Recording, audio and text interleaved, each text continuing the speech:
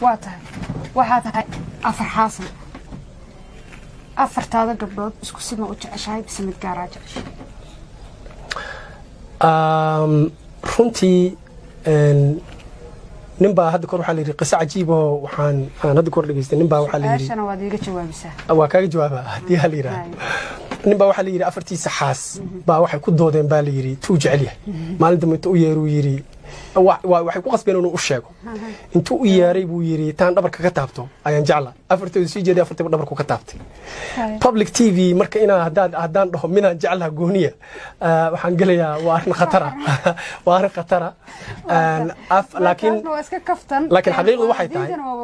xaqiiqdu waxay tahay qalbiga inuuna hal qaadeen xaqiiqdu waxay tahay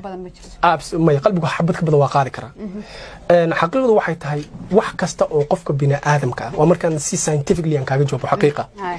qofka bini aadamka ah ama ha ahaato ilmo uu dhalay ama ha ahaato xaasas uu qabo ama ha ahaato saaxiibo uu leeyahay waxa la yiraahdo rabitaanka ama jacaylku wuxuu leeyahay degrees kala duwan uu leeyahay waxa xaqiiqa oo qof bini aadam uusan diidi karin marnaba nin kasta oo afar xaasla afartaas xaas qalbigiisa inay ku kala wan yihiin lama diidi karo waa wax xaqiiqa oo waxaan la diidi karin waa wax qof kasta oo binaadamka waa human nature waa dhaqanka bini aadamka waa sunnadii ilaahay lama diidi karo taas aniguna waxaan qof bini aadana oo de kama gudbi kara taas laakiin waxaan rabaa ragga Soomaaliyeed iyo gabdhaha Soomaaliyeed inaan u sheego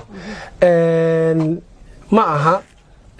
haddii Allah subhanahu wa ta'ala uu kugu nicmeeyay afar xaas ama labo ama saddex uu kugu nicmeeyay ma aha in aad banaanka la timaado ama aad u sheegto tiraado heblan ka jeclahay waa qalad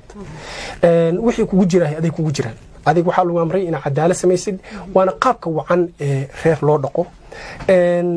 gabdhahaygu ima weydiin su'aashaas because waxa naga dhaxaysa kalsooni ah inaan kulligood jeclahay kulligoodna waa jeclahay ma sha Allah